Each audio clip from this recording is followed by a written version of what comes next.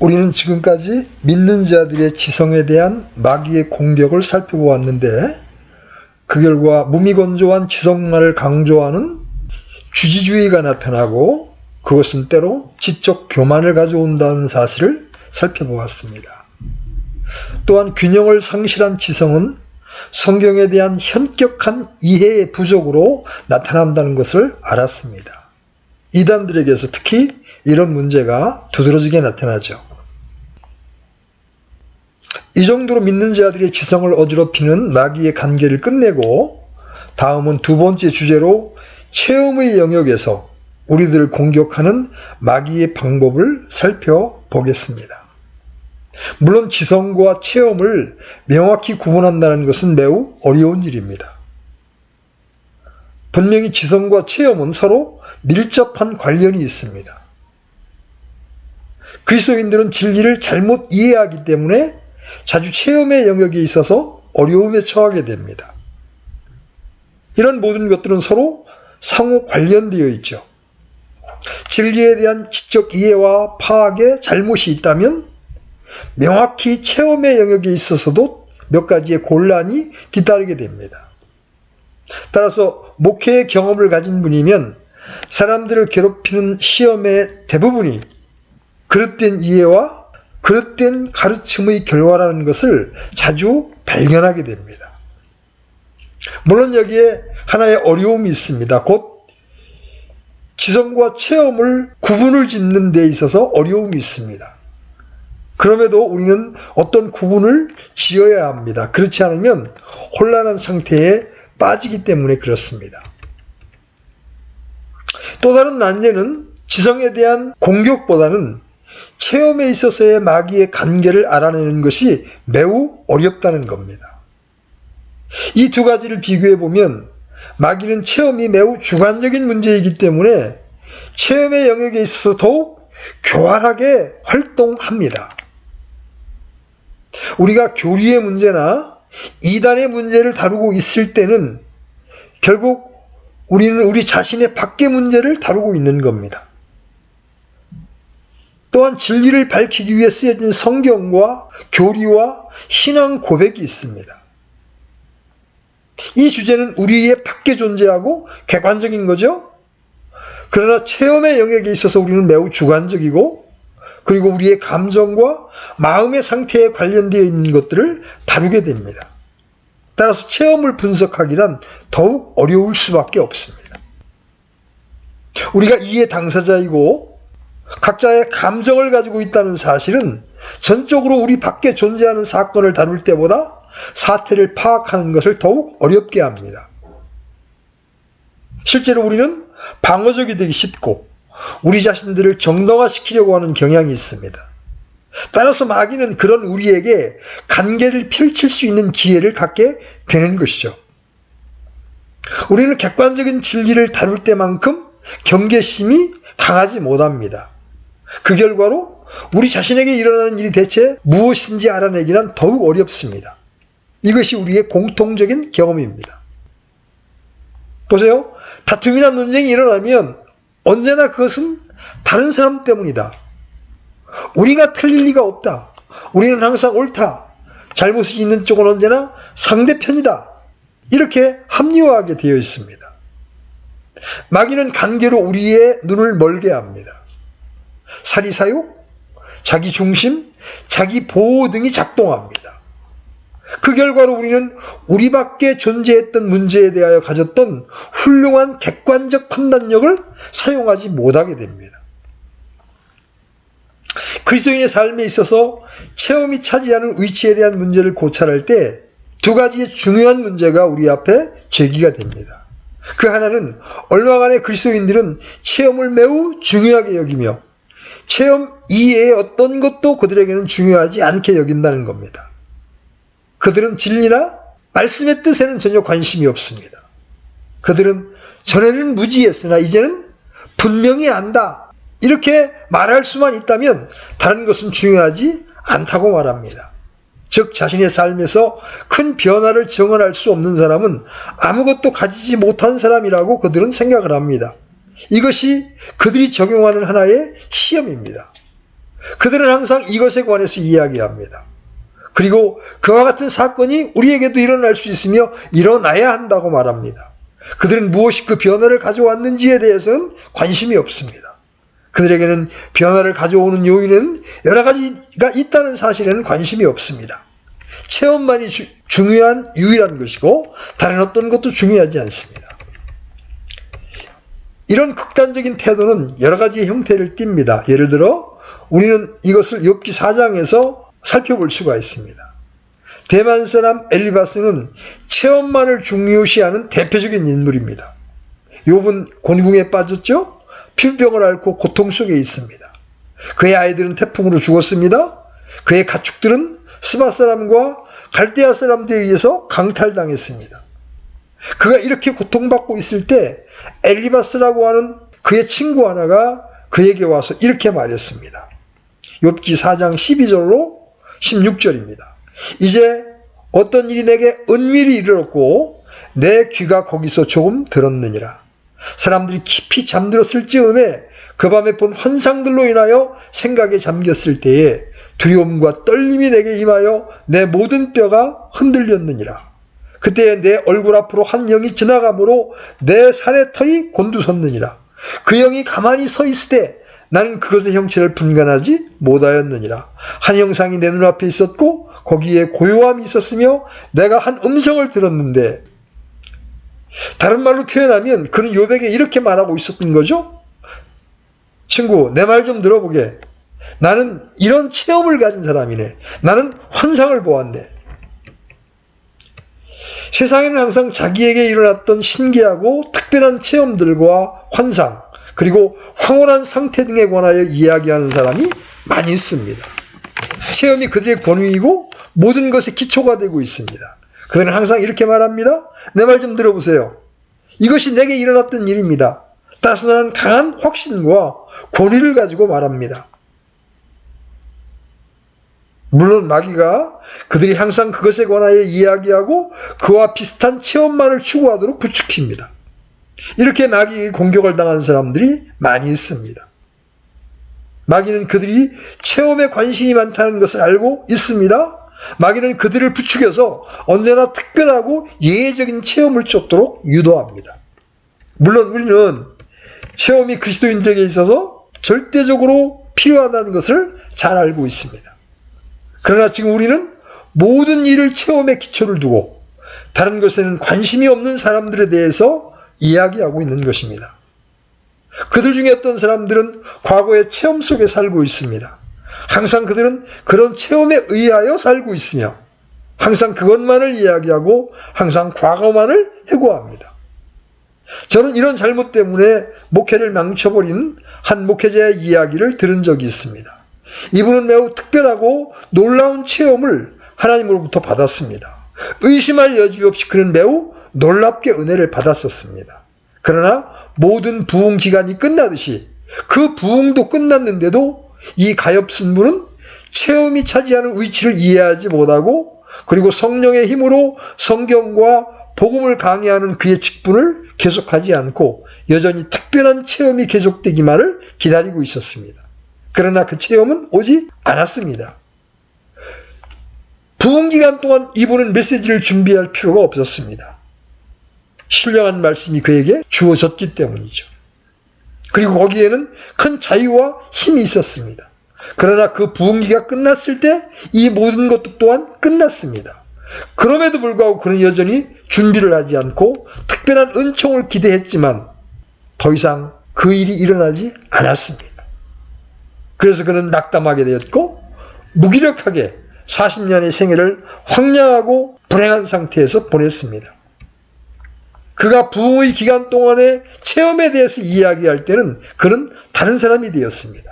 그의 눈은 빛이 났고 그는 활기차게 이야기할 수 있었습니다. 그러나 보통 때에는 그는 우울했으며 그리고 불행하고 비참했습니다. 따라서 그의 목회에 있어서도 완전히 비능률적이었습니다. 이것은 단지 제가 언급하고 있는 것에 대한 하나의 예에 불과합니다. 마귀는 그리스도인으로 하여금 체험에 의하여 살게 하고 체험을 추구하고 찾게 하고 항상 체험만을 이야기하게 하고 체험에만 의지하게 함으로써 수많은 그리스도인들을 파괴시켜 왔습니다. 그리하여 살아있는 증인으로서의 그들의 가치를 파괴시키고 있는 겁니다. 이제 정반대의 경우를 살펴봅시다. 어떤 사람들은 체험을 중시하는 데서 오는 잘못을 발견하게 됩니다. 그런데 그들이 잘못을 너무나 분명하게 인식하게 되므로 마귀는 그의 관계로서 그들을 정반대의 극단으로 몰아버립니다. 즉 그들은 체험에 전혀 관심이 없는 사람들이 되는 것입니다.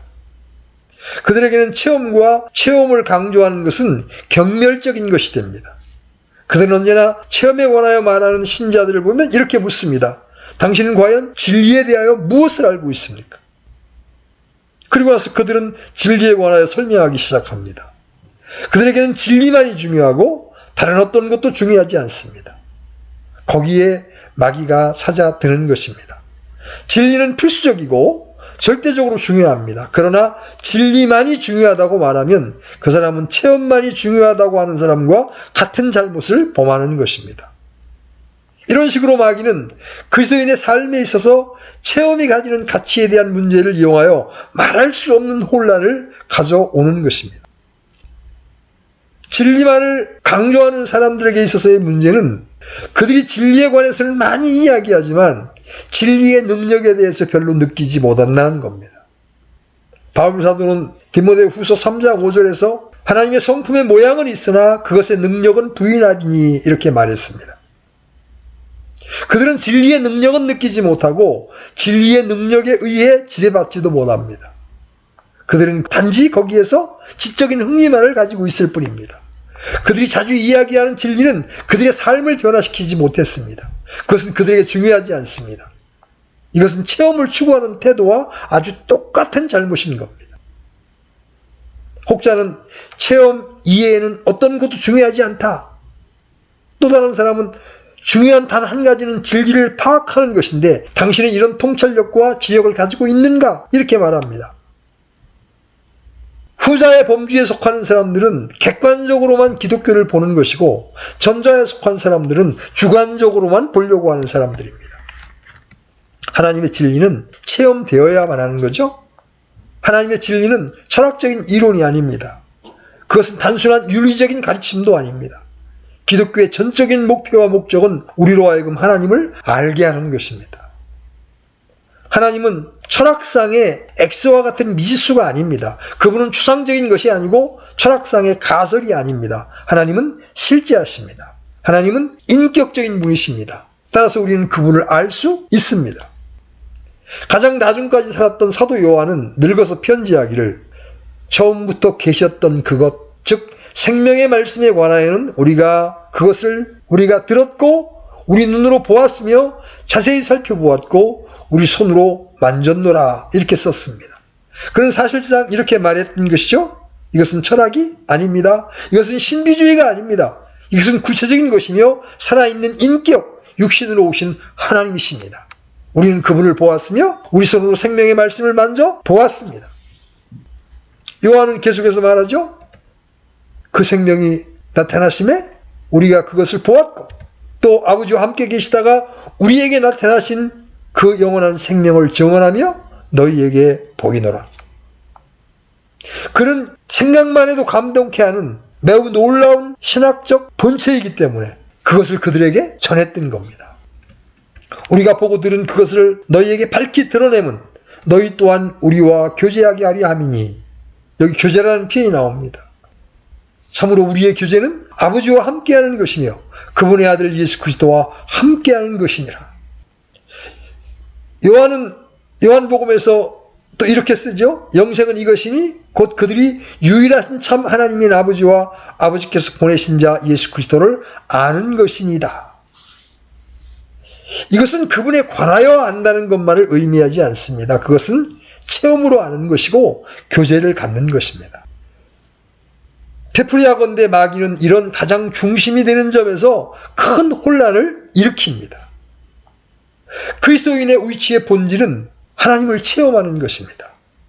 그것은 단순한 지적 깨달음이나 진리에 대한 이해가 아닙니다. 그것은 마귀도 할 수 있는 거죠. 만약 그것이 아버지와 그 아들 예수 그리스도를 알지 못하게 하면 그것은 나에게 아무런 가치가 없는 것입니다. 그러나 반면에 나의 체험이 아버지와 그 아들 예수 그리스도의 체험이 되어야만 한다는 사실은 꼭 기억해야 합니다. 여러분의 생활을 변화시킬 수 있고 여러분을 패배로부터 구원해주고 여러분에게 기쁨을 주는 교제는 얼마든지 있습니다. 최면술에 의한 정신요법도 그렇게 할 수 있고 그리고 다른 요인들도 많이 있습니다. 그러므로 우리는 시험을 해야만 합니다. 만일 그 체험이 육체로 오셔서 사시다가 죽으시고 생명을 주시기 위하여 부활하신 예수를 통한 살아있는 하나님의 체험이 아니고 성령을 통한 체험이 아닐 때 그것은 진실한 그리스도의 체험이 아니라는 것이죠. 우리는 두 가지 면에서 체험을 시험해야 합니다. 체험은 필요하고 중요합니다. 그리스도인은 새 사람입니다. 다른 세상 사람들과 같지 않습니다. 그리스도인은 우리의 구주이신 예수 그리스도 안에서 또한 그분을 통하여 하나님의 은혜로 새로운 창조물이 된 사람들입니다. 그러나 여러분이 체험을 갖고 있지만 여전히 하나님을 신뢰하지 않는다면 그것은 진정한 체험이 아닙니다. 체험에 의지하면서도 완전한 신격을 지닌 주 예수님과 그분의 영광과 그분의 속죄의 피를 믿지 않는다면 그것은 아버지의 그리고 아들 예수님에 의한 진정한 체험이 아니고 은혜의 성령 속에서 교제하는 것도 아닙니다.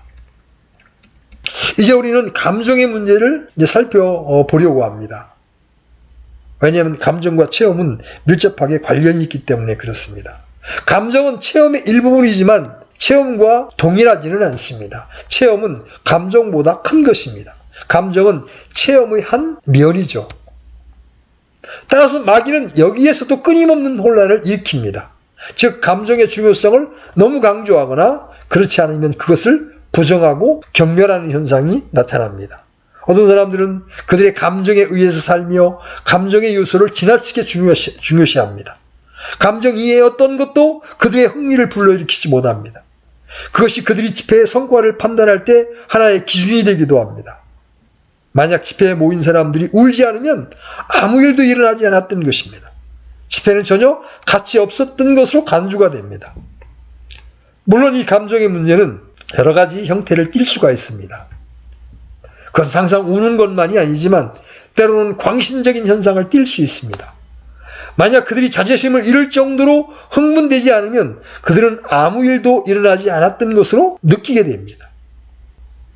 그것이 그들이 성령의 역사를 시험하는 하나의 기준입니다.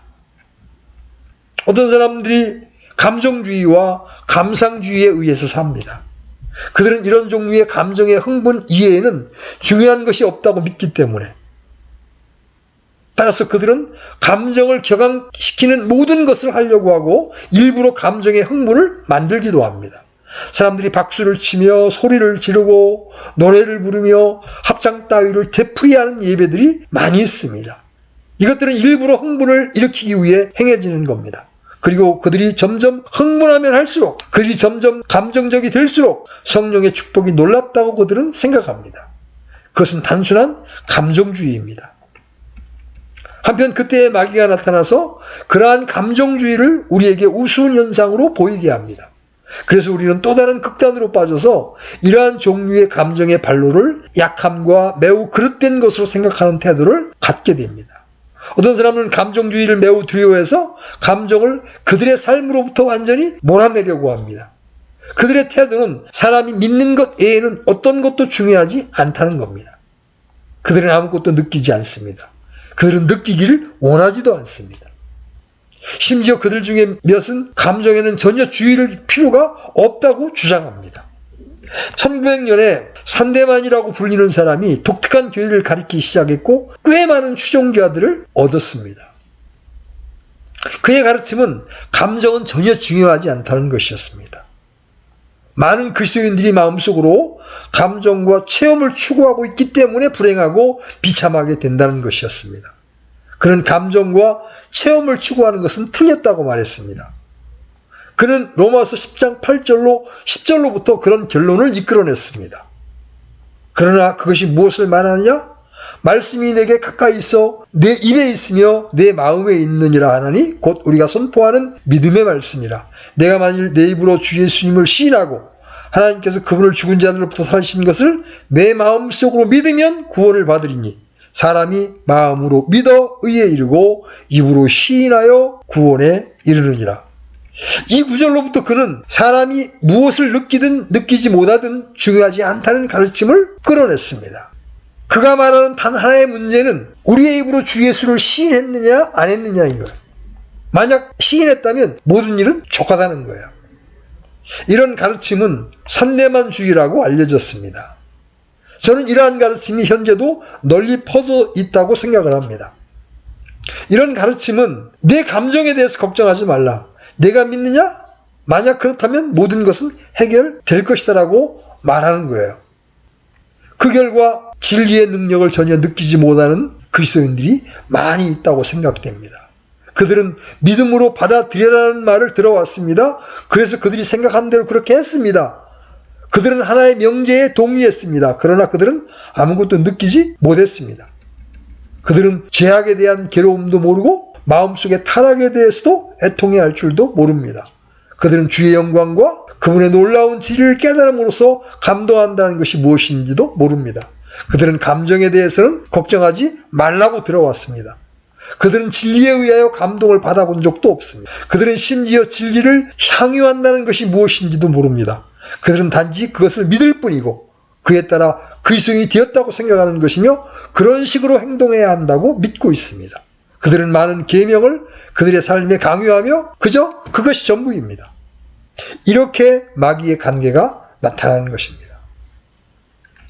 그리스도인이 되는 데는 몇 가지 전제 조건이 필요합니다. 하나는 전인격적으로 그리스도를 신뢰해야 합니다. 이것이 신앙의 영광이죠. 이성과 감정과 의지가 모두 합쳐져야 합니다. 만약 그들이 합쳐지지 않으면 매우 잘못된 일이 생깁니다. 진리는 관찰만으로는 안 되고 지적 감상의 대상이 되어서도 안 됩니다.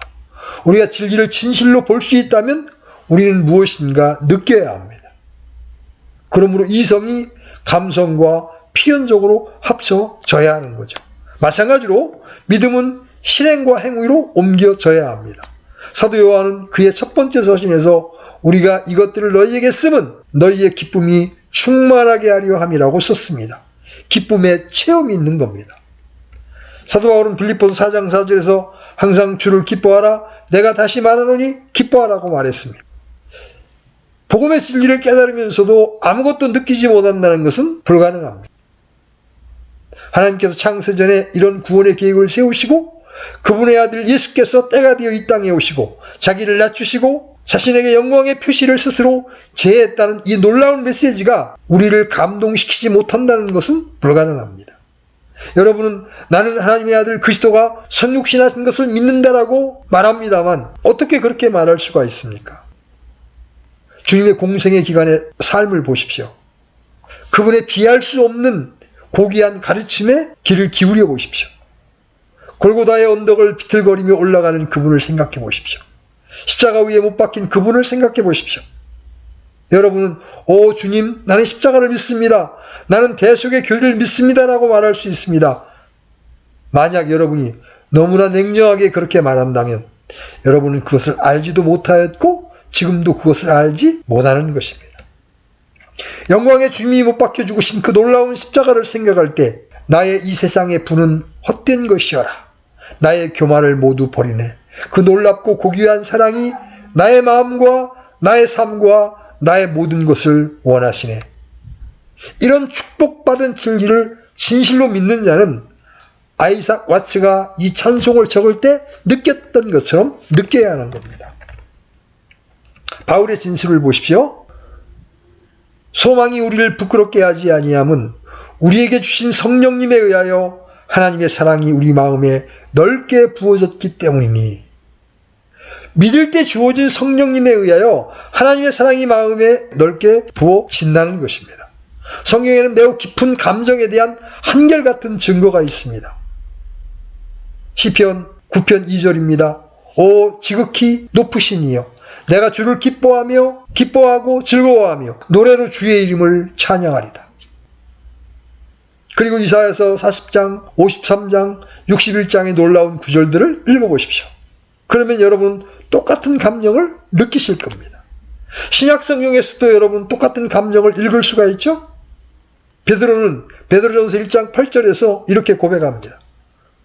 너희가 그분을 보지 못하였으나 사랑하는도다.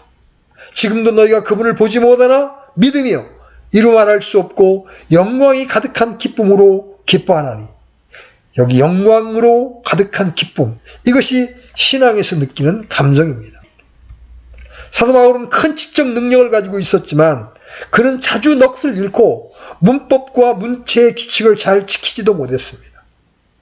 오늘날 그의 글을 번역하는 몇몇의 현학적인 사람들은 그의 문체는 우아하지도 못하고 문장이 파격적이라고, 즉 문체가 화려하지도 않고 문장이 완전하게 끝맺지도 못하고 있다고 비난을 합니다.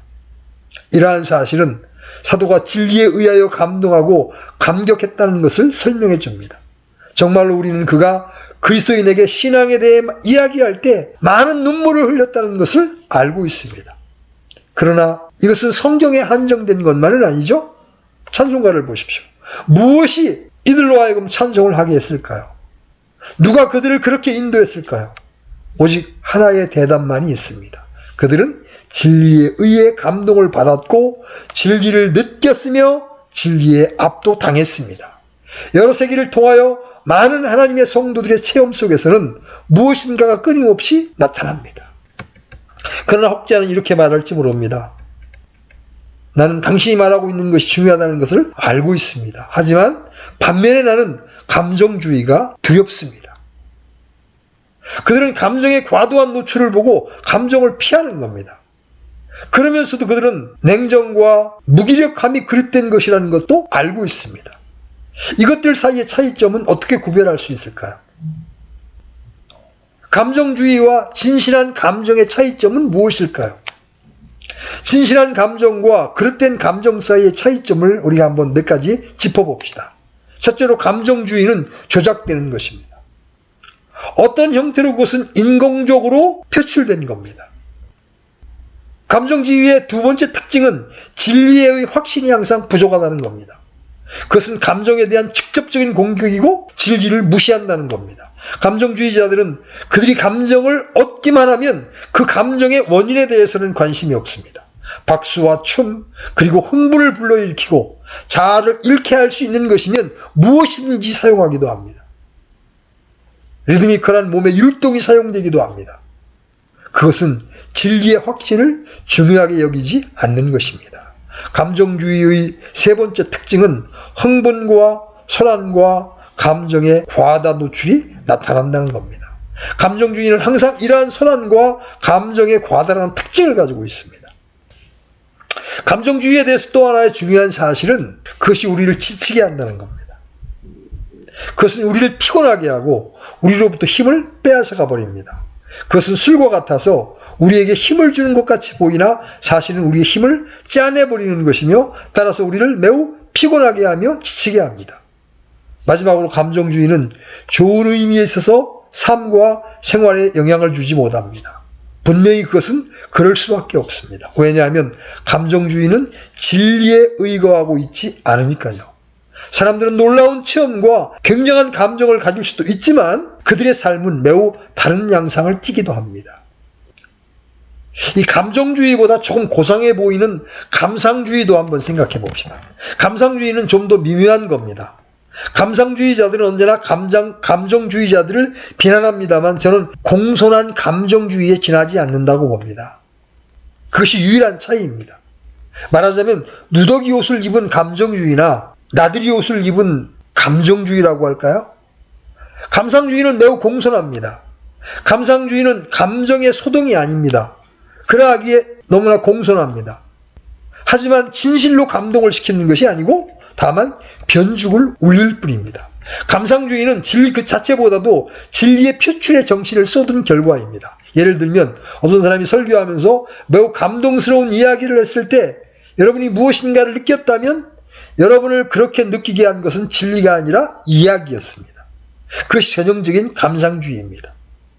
감상주의는 진리를 이해하지 못하지만 진리가 전달되는 형식에 대단한 관심을 보입니다. 다시 말하면 전달되는 구조와 표현 형식 말입니다. 어떤 종류의 찬송과 곡조는 감상주의로 이끕니다. 사람들은 그들이 감동했다고 생각하나 사실은 단순한 감상주의가 될 수도 있습니다. 만약 그렇게 된 것은 찬송가의 곡조나 아름다운 가사 때문일 수도 있는 겁니다. 그것은 진리 그 자체가 아닙니다. 우리는 이런 그릇된 자세를 경계해야만 합니다. 감상주의의 다음 특징은 그것이 피상적이고 정중하며 공손하다는 겁니다. 감상주의자는 항상 자신을 조절하는 능력을 지녔습니다. 그러나 자신의 생활의 겉면에는 새로운 일이 일어날 뿐, 겉면에만 새로운 일이 일어날 뿐 더 이상 아무것도 없습니다. 그 결과 그는 항상 자기 자신에게 도취되고 그가 아직도 무엇인가 느낄 수 있다는 것을 기뻐하며 그것은 그에게 안도감을 줍니다. 그는 이런 피상적이고 우아한 감정을 진실한 감정으로 오해합니다. 마지막으로 감상주의는 인생의 진정한 변화를 가져오지 못합니다. 물론 그것은 그로 하여금 양심을 만족시키기도 하고 그를 좀 더 행복하게 하기도 합니다. 그러나 그는 진리를 확실하게 알고 있지 않으며 주님의 영광으로 완전하게 된다는 것이 무엇인지도 알지 못합니다. 그는 단지 자신의 양심을 만족시킬 뿐이고 그 자신에게 도취되는 겁니다. 이런 감상적인 마음에서 그는 선행을 해왔고 또 그렇게 하고 있을 겁니다. 그렇지만 그렇게 하는 것은 진리를 피하고 있는 것이고 어떤 것을 숨기고 있는 겁니다. 그러면 감정주의와 감상주의를 진실한 감정과 비교할 때 진정한 감정은 어떻게 다른 것일까요? 그것은 인공적으로 표출되는 것이 아닙니다. 그것은 항상 진리의 확신과 진리의 확신의 결과이며 항상 진리의 이해로부터 나오는 겁니다. 따라서 그것의 특징은 깊은 겁니다. 또 거기에는 일종의 고귀함과 경이감이 있습니다. 여러분은 표면에 감정의 흥분과 공허함과 시끄러움이 있는 감정주의에서는 그것을 발견하지 못할 것입니다. 또한 진실한 감정은 감상주의자들의 공손함조차 없습니다. 거기에는 워즈워드가 표현한 바 있듯이 심오한 무엇이 있습니다. 나에게는 흔들리는 작은 꽃 한 술이라도 울어버리기에는 너무나 깊은 생각을 주네. 감정은 깊고 고귀한 겁니다. 거기에는 항상 경이감과 놀라움이 있습니다. 전 인격이 진리를 깨닫고 감동하는 것입니다. 또 하나의 중요한 시험은 진실한 감정은 항상 새로운 활기를 불어 넣는다는 겁니다. 그것은 여러분에게 힘을 주는 건전지와 같아서 여러분을 감동시키고 고무시킵니다. 그것은 과다한 감정의 표출이 아닙니다. 그리고 그것은 감상주의의 특징인 감정과의 단순한 유의도 아닙니다. 그것은 활기와 성령의 능력의 결과입니다. 그것은 하나님의 생명을 통하여 기운을 차리는 것을 의미합니다. 그 결과로 진실한 감정은 항상 행동을 유발시켜서 항상 실질적인 차이를 가져옵니다. 만일 여러분이 예배 도중에 가끔 무엇인가를 느끼고서 그것이 과연 진실된 감정인가 아닌가를 알기 원한다면 그것을 시험할 때는 교회에 있는 동안이 아니라 그 다음 날이어야 합니다. 여러분은 어떤 모임에 있어서도 감정주의와 감상주의를 느낄 수 있습니다. 정말 그것이 진실된 감정이어서 중요한 진리를 깨닫고 하나님을 혹은 예수 그리스도를 보고 진리의 영광을 알았다면 그것은 계속 존재합니다. 그것은 여러분을 감동시켜 행동하게 하고 여러분을 지배하고 여러분을 인도하기도 하며 여러분에게 명령합니다. 즉 진리는 여러분과 함께 있습니다. 그리고 진실된 감정은 여러분에게 생기를 불어넣으며 매우 생산적이 될 것입니다. 그것은 사도가 갈라디아 교회에 보낸 편지 속에서 말한 이른바 성령의 열매와 비교가 됩니다. 그것은 축복받은 영속적인 열매입니다. 우리는 오늘 체험이라는 주제를 둘러싸고 이 체험을 혼란케 함으로 마귀가 우리를 어떻게 속일 수 있는가 하는 부분을 살펴보았습니다. 하나님은 이런 것들을 알 수 있는 지혜를 우리에게 주셨습니다.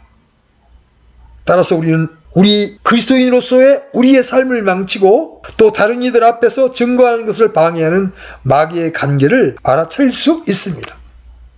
우리는 주 안에서와 그분의 권능 안에서 강건해질 수 있으며 하나님의 전신갑주를 취할 수 있다는 것을 말씀을 통해